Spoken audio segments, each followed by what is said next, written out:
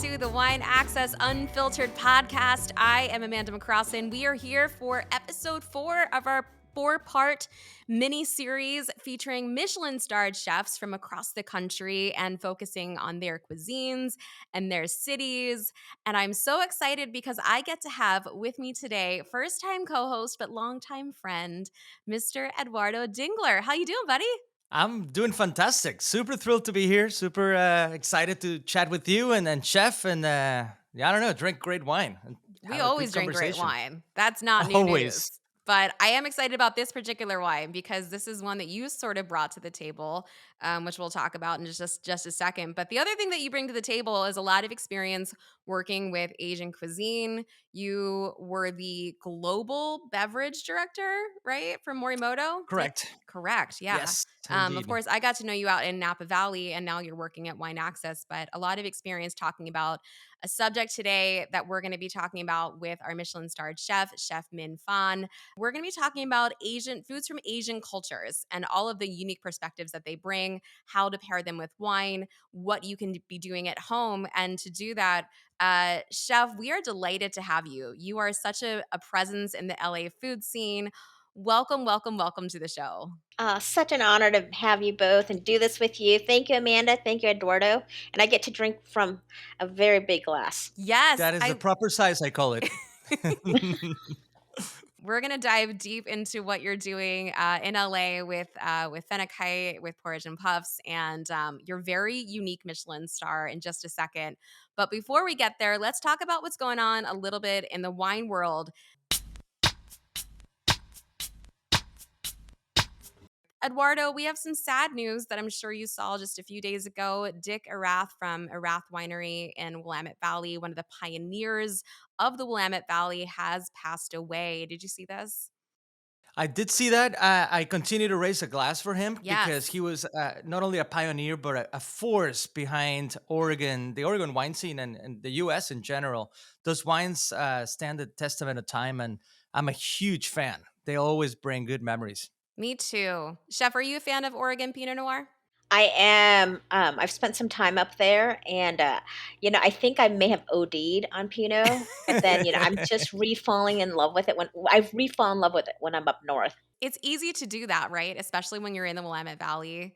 Um, and that weather just sort of suggests drinking Pinot like all the time. Like I think the smells Yeah. there, the feel Nostalgic. there. I think what's really interesting about Dick Rath, and I didn't realize he was a California transplant. He made his way Like up to many other vendors in Oregon, yeah. for sure. He led the trail. He did.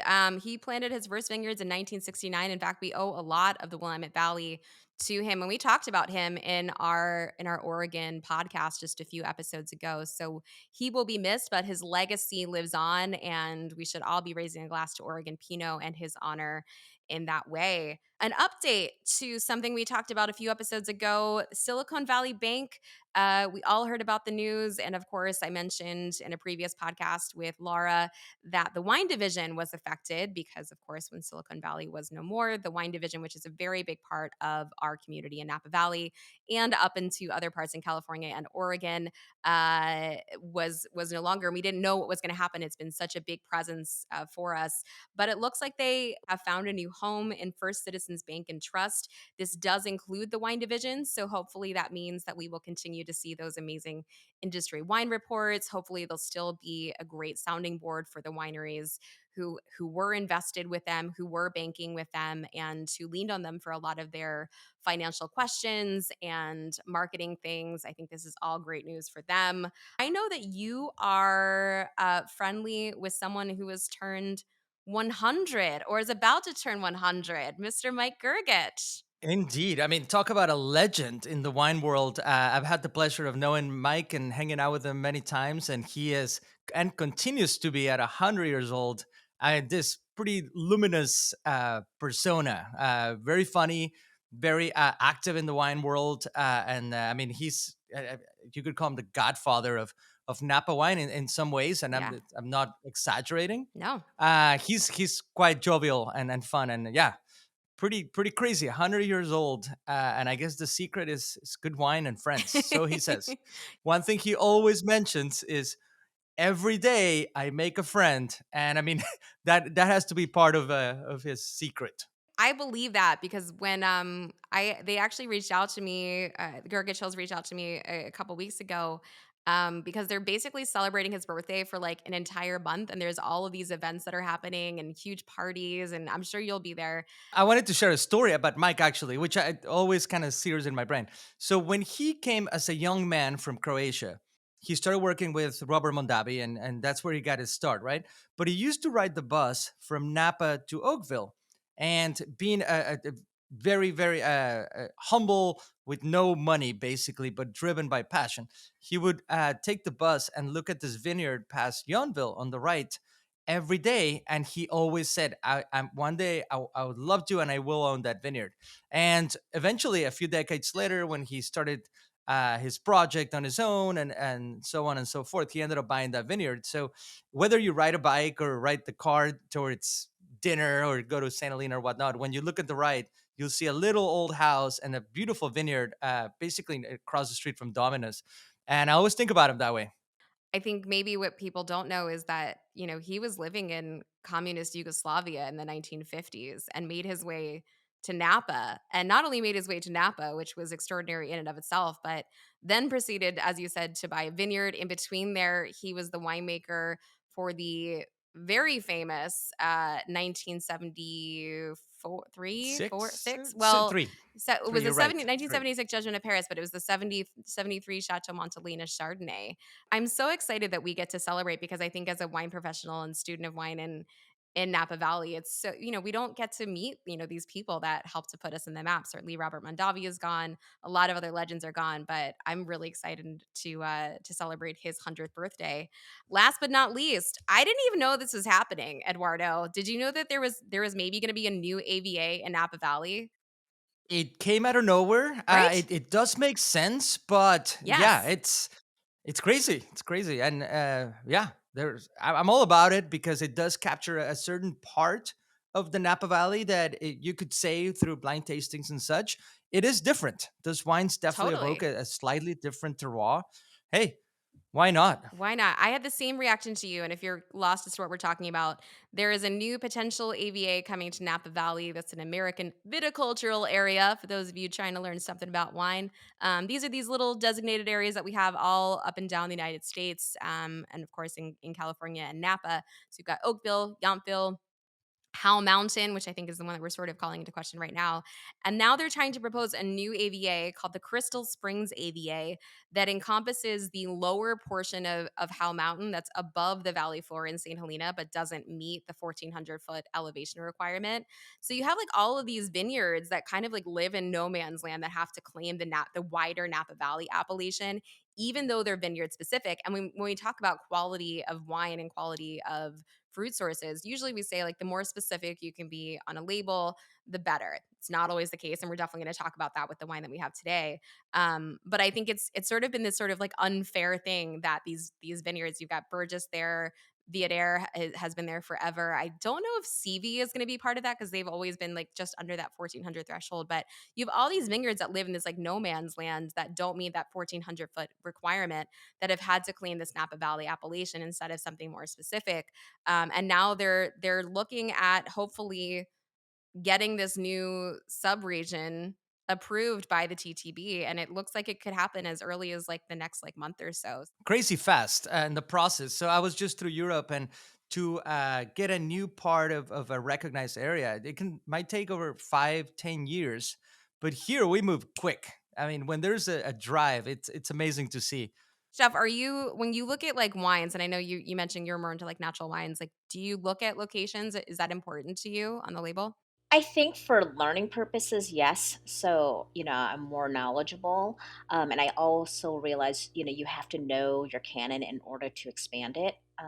But that being said, I think for me, I do look at wine a lot differently. Number one, it has to go with the food. Mm. And I try to find wines that are a little bit less known, just so it expands the table in winemakers and different ways of making wine and different missions. But the what I prefer serving, I'd like to have to know, like if it's a blend, I want to like, if it's a GSM in California, Mhm. I do want to know what areas. So just so for my own edification, Sure. and just to learn. But otherwise, if it tastes good and it's really wonderful, and good story is so important. I think, Yeah. like, just hearing about Mike, I want to go taste it, and just like it's just hearing about how things come to fruition, how it's made.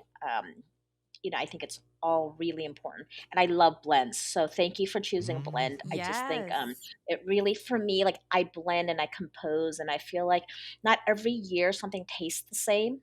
Mhm. And Mhm. really expressing the best of it is really important to me. And I think blending allows you to kind of play with certain flavors and certain, um, I like to call them materials a little differently. I think we're about to have a really fun conversation about wine. Yeah, I'm excited. I mean, I just hearing from you both, the last few minutes, I'm learning so much. Sometimes like you get so overwhelmed with information that you're like, I only want the latest and greatest, Mhm. and keep up, not have FOMO with what everyone else is talking about.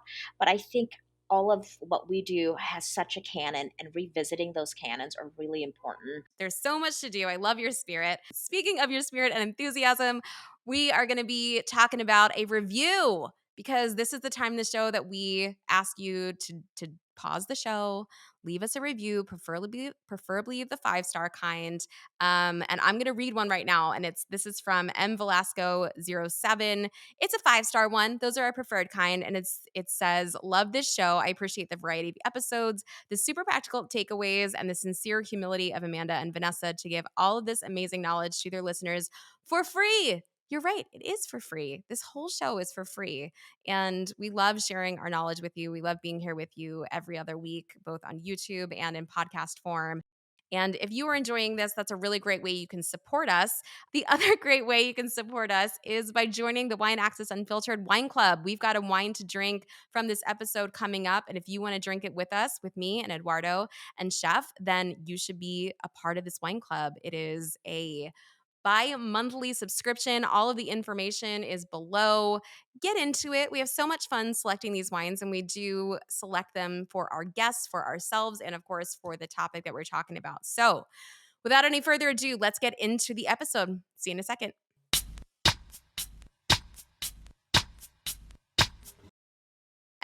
All right, you guys, we are back. And before I jump into this wine, I just want to call attention to something. If you are watching and if you're listening at home, I was about to open this bottle of wine that we have here. This is the Benevolent Neglect GSM Grenache Syrah Mourvèdre.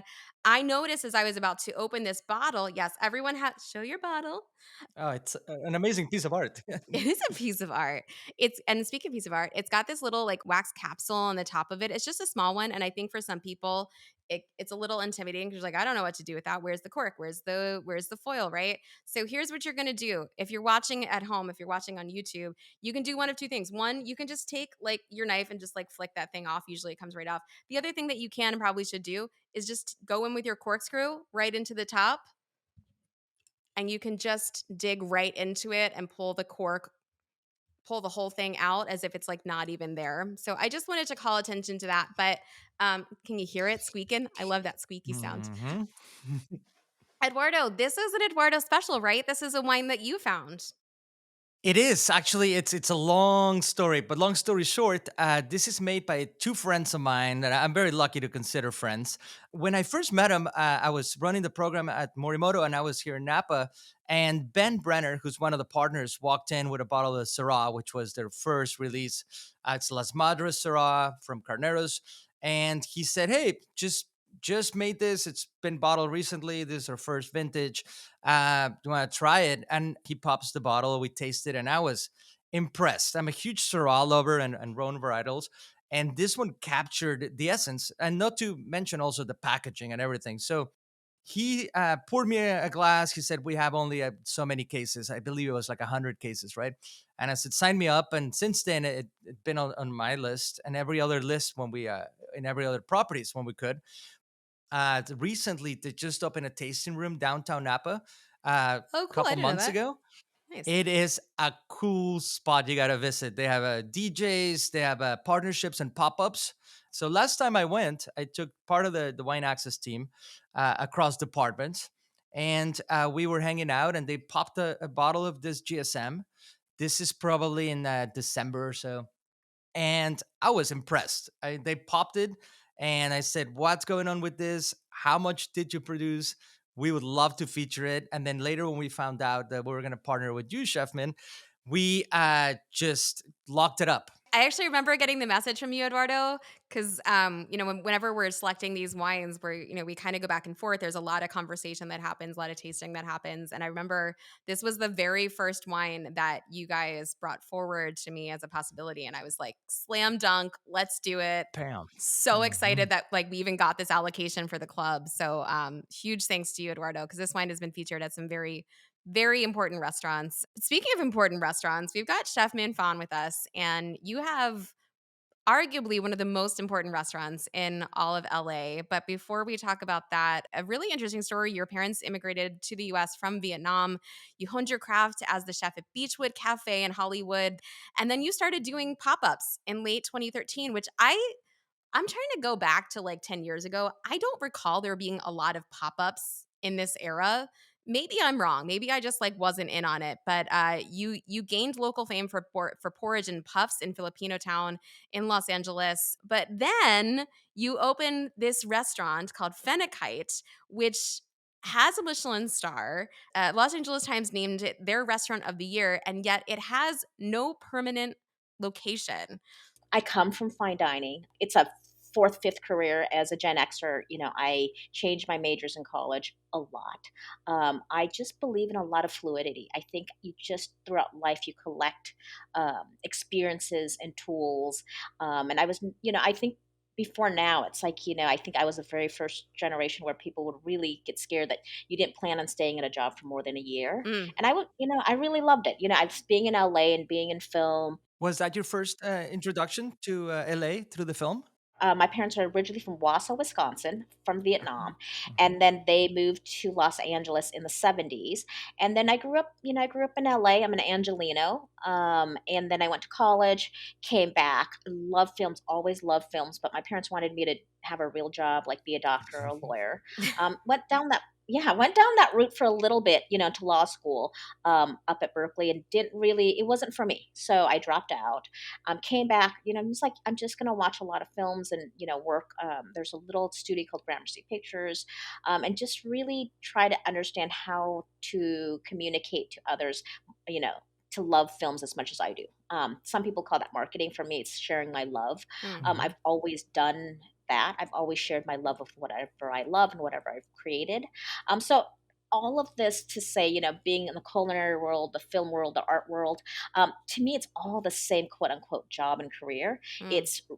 It's really being a practitioner of a craft, becoming really good at it. So you understand the canon, you understand the technique, you understand how you can contribute to that canon, and then sharing it with others. I think well, and I think that, this idea of chef is so closely related to arts and all of these other things that, even as somms in the wine industry, I think like we love to paint outside the lines. We love to work in lots of different places. I think even this podcast sort of suggests the fact that like wine can cross over into lots of other things because it is so fluid. And I think that your cuisine and your style of cooking has definitely lent itself to this idea of fluidity. So I want to talk a little bit about this idea of Asian flavors, and we are not going to paint this picture of like what Asian flavors are, but like I think there's so many regional differences, so it's impossible to come up with a hard and fast definition. But what are the things that separate Asian cuisine from the rest of the world, if we were to go down that rabbit hole? I think one should look at what one's mom feeds them Mm, as an Asian person. And then to look at a culture is to see what they ferment and what their main mm, grain and what their main source of protein is. For us, for a lot of Asian, I'm talking about, East Asian countries and hmm Southeast Asian countries, the main grain is rice. And then for seasoning, instead of salt, there's also fish sauce and soy sauce. hmm So those just kind of giving that baseline rice and soy and the sauce and and fish. it's a little different than how Europeans do it. And fat's very different also, right? Right. We don't use as much. We use some pork fat, some meat fat, but we don't have a lot of butter because we Right. don't use cows in the same way, right? Of course, we had colonizers and visitors come in and bring stuff, and we learn those techniques, and it's incorporated into the culture, which I don't begrudge. I begrudge colonization, but I don't begrudge the outcome of what it's done for food. And I really think about that a lot because for me, I'm anti colonial practices because I don't think anyone should take over any culture or appropriate any culture. However, I can't decolonize what's done in the past. Being a Right. Vietnamese person, I love banh mi and I love the wheat that was, brought seeded to Vietnam and, what came about it. I love pho, people have been cooking pho for a long time, but what gave it its prominent, taste is the way it's done like a consomme. Very, the technique and the art of having a very clear pho it's very Vietnamese versus one that's emulsified, which I also love, like a tonkotsu, which is emulsified and the bones are just shaken up so it's creamy. Two very different things. You mentioned, a lack of fat, right? Or at least like dairy fat when we're talking about butter. Spices, of course, fall into their, the using wheat in some instances. But I think there's also this notion of sweetness that maybe doesn't exist so much in other cuisines that really plays a part in a lot of regional cuisines within Asia, especially when we talk about Eastern Asian cuisines. And I think that to me has always made it so fun, but also so intimidating when you're taught as a wine professional to only work within your salt, fat, acid, or heat. Sweet is not a part of the equation when you're taught food and wine pairing 101. But it's so fun when it is brought into the equation and when it is a part of all of the different things that you're trying to work with. So how do you see sweetness as part of your cooking, if at all? I always tell my team our savory food should have a bit of sweetness and our sweet food should have a bit of savoriness. Mm, And it both, they're actually balanced in, both if we were to have a spectrum. I think there should always be balance. Yeah. And I think our acid level is different and texture is mm. really important in Asian food. Super important texture. And I think wine and texture is something that I mean, I'm looking at you, Eduardo. We don't talk about it a lot, but for me, texture is really important. If you have a tempura Yes. or something fried, like you really need a wine that can stand up to not only the fat Yeah. but that texture, right? And if you have something soft and cuddly like a porridge, which we do, we have a porridge house. Having a wine, like red wine can stand up to like any porridge, which people don't think about, but Mm, it's because it's so comforting and it hugs you and it sticks to your bones. You need, this wine can stand up to it, but you can also have also have a more acidic, lighter wine that can, that can contrast that. But and our acid levels are very different too. When I much like my cooking, I think wines are really special on each sip because when I compose a dish, even the most humbling porridge dish, which is a restaurant, I make sure that each bite is different. Or everyone has an ability to create a different bite in their composed plate. mm, So there's a lot of components that you can play with: a savory, an acidic, a sweet, a bright, a very comforting, more neutral and more umami. And I feel like wine with each sip is the same way. Even just this wine alone, like, I'm tasting it. It's like there's certain sips that are so California, and there's certain sips that's like so Rhone that it takes me back, Not, So with Vietnamese food in particular, and a little bit of Eastern Asian in general, usually a safe place is Riesling, right? Alsatian Riesling to say something because of the heat. Eduardo, I'm so glad that you said that because I walked into this podcast and I was like, "Are we really doing an episode on Asian cuisine and not bringing Riesling?" No But then I was Riesling. like, "This is actually really refreshing because I've talked about this a lot." Continue. Sorry. Yeah, it's amazing. So it's your instant go-to. It's like saying sushi and sake, right? Oh, it's a Yeah. comfortable place. Yeah. But when you throw something, a wine like this that has the extra layers, a little bit of faint of like Darjeeling tea and a little bit of like Mm, fresh fruit and all the balance. Oh my God. I mean the opportunities and expressions are endless, especially when you have balance, as you mentioned. Whether it's a pho and you have enough heat in there, you throw some jalapenos and then you put some hoisin style sauce that gives it a little depth. And the meat, oh my God, the pairing I think it's just my mouth's watering. Excuse me, but things like that definitely capture the heat, sweetness, savory texture, crunchy little parts, or like porridge. Oh my god, I could sit back with a porridge with like crunchy, like crispy onions and things like that, just kind of popping up. And a wine like this, unbeknown to a lot of people that just immediately put things side and side. Wow, it's a discovery, which is something I really love about the food and wine marriage.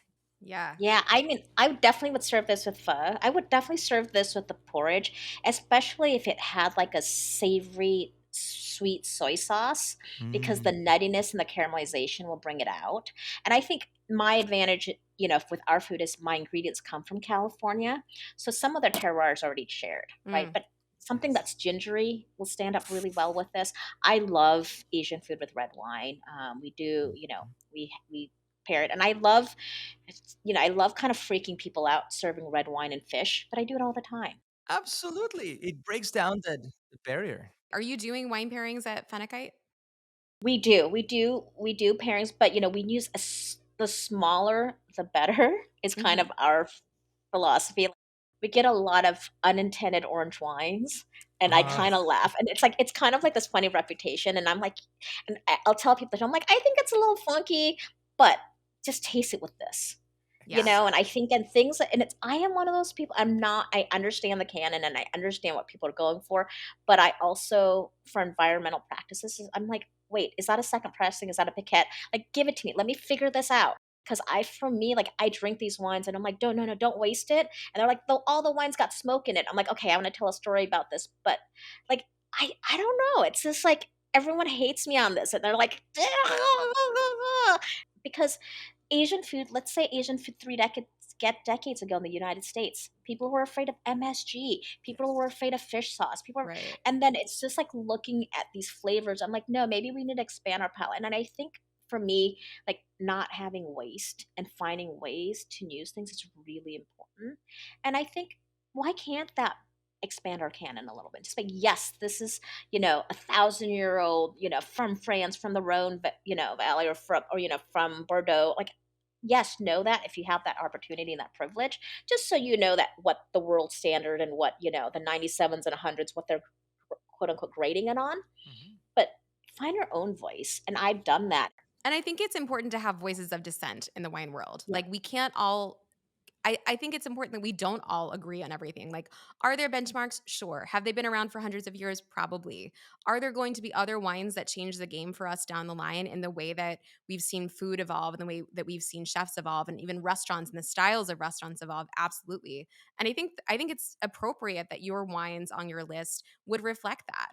It wouldn't make sense to have all traditional things because you're not traditional. You color outside the lines. You're working outside the norms and the traditions of everything from food to wine. So, why wouldn't you be interested in an orange wine that, yeah, maybe it did see a little bit of smoke. All right, let's play with it. Let's see what we can do with that because I don't think it's all always a loss. Like there's beauty in everything. Everything is an art. Someone took time to make that. So let's find the beauty in there. Totally, and I think it also gives, like, a certain sense of it expands the table and gives some accessibility. Because if we're just all here just tasting Margot from one year to another, number 1, who can afford that except for, like, Yeah. less than 1% of the Right. world, right? And then number 2, it's like, if that's all you're tasting, then you're not o expanding the table for others. But that doesn't make me any less appreciative when I taste something that I'm like, okay, I close my eyes. I totally get why this is so amazing. And a little tear drops out. I'm like, I get it. Yes. It's really special. We're getting down to our last few minutes, so I want to ask you a few questions from the audience. I think this will be an interesting one to ask you. What is the best wine to drink with Vietnamese food? And I will say that like Wine Access does such a great job of giving you the search filter to be able to like put in a food pairing and see the wines. But I don't know. After this conversation, like, do you think there is such as a thing as like the best wine to drink with Vietnamese food? Just for clarification, I don't cook Vietnamese food. I cook California food, right? True. So, I mean, but if my mom's cooking, we open all kinds of wine and they all go well together. So I think it just depends on what it is. I think there's no general wine. Yeah, Are most of the wines on our pairings white or orange? Yes. Are they like, do we only have one red? Correct. We only have one red. So because we're more seafood and plant intensive, those brighter um, flavors work. They're a little bit better, but I think it just depends on whatever you like. I think the moral of this story and across all these episodes is like drink what you like with what you like. There is no wrong or right way to do this. There are 101 pairings, but color outside lines. Have a little fun. Don't be afraid to experiment a little bit. We're asking all of our chefs this because they're all living in such great food cities, and of course LA is definitely one of them. Where are some of your favorite places to eat, chef? A restaurant inside of Arcade called Poltergeist. The Mm. chef there is named Chef Diego. He's cooked all over town. And I really love that place because he really explores LA. He writes a love letter to LA that makes me fall in love with LA more. Because like the way I describe our cuisine is a love letter to LA and California, and he does the same thing. And so we find these nooks and crannies of flavors that only exist in LA because of the people, the cultures, and I think he's doing a really great job coaxing these flavors and presenting and expressing himself via these flavors. But then I also love, I think I love restaurants when my friends open them because I just love celebrating the people behind the food. And of course, I love regions of LA, the SGV, really, for Asian foods and mom and pop shops. I really love mom and pop shops. I think they're a dying art. And I understand why. It's kind of like small farmers. They're a dying art. So anytime you can support a mom and pop, go to it. I can't wait to get back down to LA and hopefully get a seat at the elusive Phenakite and the very famous Phenakite. Eduardo, what a pleasure to have you on with us today. So Same happy we here. could connect in this way, and thank you for bringing the Benevolent Neglect GSM to the table. If you all want to drink with us in future episodes, you can do so by joining the Wine Access Unfiltered Podcast Wine Club. Of course, be sure to subscribe to this podcast, like it, review it, do all the things that help us, and that will ensure that we can continue bringing more great conversations like this one to the table. Thanks so much, and we'll see you soon. Bye. Cheers. An honor. Thank you. Thank you. Cheers.